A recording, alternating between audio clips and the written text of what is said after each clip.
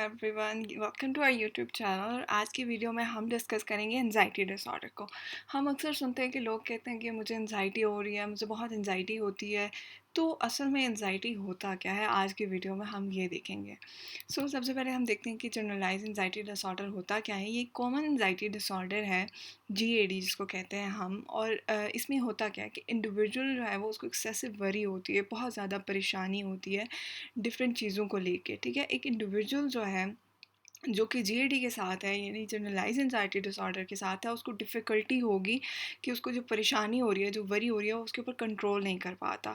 और ये जो परसिस्टेंट एंजाइटी होती है या परसिस्टेंट आप कह लें वरी होती है, ये उसकी डेली एक्टिविटीज़ में इंटरफेयर करती है, उसके रिलेशनशिप्स में इंटरफेयर करती है, वो स्मूथली चीज़ें नहीं कर पाता। अनलाइक अदर एंजाइटी डिसऑर्डर, जो जीएडी है, ये सिर्फ स्पेसिफिक सिचुएशन से लिमिटेड नहीं होता कि हाँ एक सर्टेन सिचुएशन में आपको परेशानी हो रही है, बल्कि एक ये ओवरऑल जो इंडिविजुअल की लाइफ है उसको इफ़ेक्ट कर रहा होता है, बहुत सारे एरियाज़ को। ठीक है, उसके बाद अगर हम देखें कि इसके सिम्टम्स क्या होते हैं, तो सबसे पहले एक्सेसिव वरी, बहुत ज़्यादा परेशानी हो जाना, परसिस्टेंटली अनकंट्रोलेबल वरी के किसी भी चीज़ के बारे में, चाहे वो हेल्थ के बारे में है, किसी काम के बारे में है, सोशल इंटरेक्शन के बारे में है, अम, आपको बहुत ज़्यादा एक्सेसिव वरी होती है। ठीक है, उसके बाद रेस्टलेसनेस, मतलब आपको आपको ऐसे फील होता है कि आप रिलैक्स नहीं हो रहे, आप बिल्कुल रेस्टलेसनेस की फीलिंग आ जाती है। ठीक है, उसके बाद फटीग, बहुत ज़्यादा कंसिस्टेंटली टायर्डनेस फ़ील करना, थकन महसूस करना। और जबकि आपको लगे कि आप सोए भी हैं, आपकी नींद भी पूरी हो रही है, लेकिन फिर भी आपको जो है वो थकन महसूस हो रही है। फिर उसके बाद डिफ़िकल्टी इन कंसंट्रेटिंग, आपको मुश्किल होती है कि आप फ़ोकस नहीं कर पाते टास्क के ऊपर, और आप कंसंट्रेट नहीं कर पाते। उसके बाद इरिटेबिलिटी के, बहुत ज़्यादा फ्रस्ट्रेशन हो जाना एक इंडिविजुअल के अंदर, छोटी-छोटी चीज़ों के बारे में बहुत ज़्यादा चिड़चिड़ापन आ जाना, छोटी-छोटी चीज़ों को लेके गुस्सा आ जाना। फिर उसके बाद मसल्स टेंशन जो है वो आपकी फ़िज़िकल सिम्पटम्स में आता है, जैसे कि आपके मसल्स में दर्द हो रही है, आप हो सकता है आपके गर्दन के पट्टों में आपके कहें कि हाँ मुझे बहुत ज़्यादा दर्द होता है, या शोल्डर्स में बहुत ज़्यादा दर्द होता है। तो आपके जो मसल्स होते हैं ना उनमें पेन होना, या उनमें टेंशन आ जाना। ठीक है, उसके बाद स्लीप डिस्टर्बेंस के, आप जो है वो आपको मुश्किल होती है सोने में, या फिर आप कहें कि आपकी नींद पूरी नहीं हो रही, या अगर आप सो भी रहे हैं तो आप सेटिस्फाई नहीं है कि भाई मेरी जो स्लीप है ना वो अच्छी नहीं है, क्वालिटी स्लीप नहीं है, मैं सोया तो हूँ लेकिन मतलब मेरी नींद पूरी नहीं हुई। ठीक है, तो ये जो है वो सारे सिम्टम्स हैं जनरलाइज एंजाइटी डिसऑर्डर के। सिम्टम्स के बाद अगर हम देखें कि ट्रीटमेंट क्या हो सकता है जनरलाइज एंजाइटी डिसऑर्डर का, तो सबसे पहले हमारे पास आती है कॉग्निटिव बिहेवियरल थेरेपी। इफ़ेक्टिव वे है कि थेरेपी, ऑब्वियसली साइकोलॉजिस्ट के पास जाएंगे, वो आपको थेरेपी प्रोवाइड करता है, इंडिविजुअलाइज होती है, आपके नेगेटिव थॉट पैटर्न को चेंज कर देते हैं, जो कि आपके बिहेवियर्स को फिर इफ़ेक्ट करता है, जो कि उस एंजाइटी के साथ एसोसिएटेड होते हैं।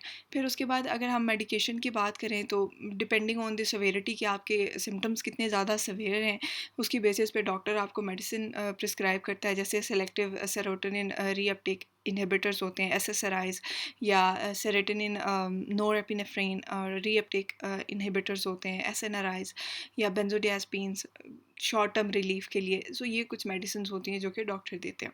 उसके बाद अगर हम बात करें कि माइंडफुलनेस बेस्ड स्ट्रेस रिडक्शन की, तो माइंडफुलनेस जैसी टेक्निक्स जो होती हैं, मेडिटेशन हो गई, ब्रीथिंग एक्सरसाइज हो गई, ये भी आपको हेल्प करती हैं कि आप मैनेज कर सकें अपने एंजाइटी सिम्टम्स को। उसके बाद लाइफस्टाइल चेंजेस, अगर आप रेगुलर एक्सरसाइज करते हैं, मेंटेन करते हैं हेल्दी डाइट, तो फिर आप जो है वो साथ में अपनी, अगर आप स्लीप का भी ख्याल रखते हैं, तो ये चीज़ें जो है वो आपकी एंजाइटी को इम्पेक्ट करती हैं।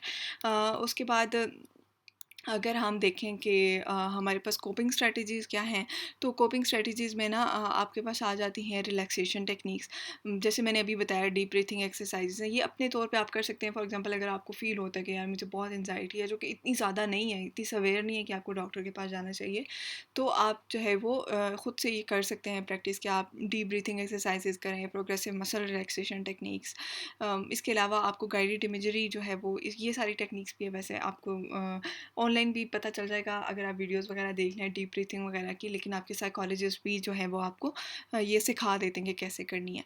तो गाइडेड इमेजरी जो है वो भी आपको हेल्प करती है एंग्जायटी को रिड्यूस करने में। फिर उसके बाद टाइम मैनेजमेंट है कि जैसे आपके टास्क हैं, कोई बड़ा टास्क आ गया तो उसको आपने स्मॉलर टास्क के अंदर ब्रेक करना है ताकि वो मैनेजेबल हो सके। रियलिस्टिक गोल्स रखने हैं अपनी ज़िंदगी के अंदर ताकि आपकी जो एंग्जायटी है, जो आपको ओवरवेल्म्ड फ़ील होता है, वैसा ना हो। ठीक है, हेल्दी लाइफ़स्टाइल ये है कि आपने रेगुलर फिज़िकल एक्टिविटी देखनी है अपनी और अपनी डाइट को मैनेज करना है। और जैसे ऐसी डाइट जिसमें कैफ़ीन है, जैसे चाय है, कॉफ़ी है, ठीक है? या अल्कोहल है, ये जो है वो इनको अवॉइड करना है। और फिर इस तरह से आपकी जो वो आप ओवरऑल वेल-बीइंग कहें वो मेंटेन हो सकती है, ठीक है? उसके बाद सोशल सपोर्ट की अगर हम बात करें कि दोस्तों के साथ बात करना, फैमिली के साथ या सपोर्ट ग्रुप के साथ कि आप कैसे फ़ील करते हैं, आपकी फ़ीलिंग्स क्या हैं, आपको कैसा महसूस हो रहा है, ये भी बड़ा आपके जो है ना कंफर्ट प्रोवाइड करता है और आपके अंदर फ़ीलिंग जो है ये आइसोलेशन की उसको रिड्यूस करता है। उसके बाद हॉबीज़ की बात अगर हम करें तो आप जो है वो ऐसी एक्टिविटीज़ में अपने आप को एंगेज कर सकते हैं जो जिसकी हेल्प से आप इंजॉय करें, जो कि आपको डिस्ट्रैक्ट कर लें फ्रॉम वरी और आपके मूड को इम्प्रूव कर लें, ठीक है? जो भी एक्टिविटीज़ आपको पसंद है, जैसे अगर किसी को हॉर्स राइडिंग पसंद है तो वो उसके लिए जा सकता है, किसी को स्विमिंग पसंद है वो उसके लिए जा सकता है, किसी को नेचर एंजॉय करना अच्छा नेचर में जाएँ, एंजॉय करें। कोई भी हॉबी, जैसे किसी को पेंटिंग पसंद है, ड्राइंग पसंद है, तो आप वो चीज़ें जो है वो उनको करें तो यू विल फील बेटर, ठीक है? ये सब कुछ था एंजाइटी के बारे में। अगर आपको वीडियो पसंद आई हो तो do like share and subscribe. Thank you.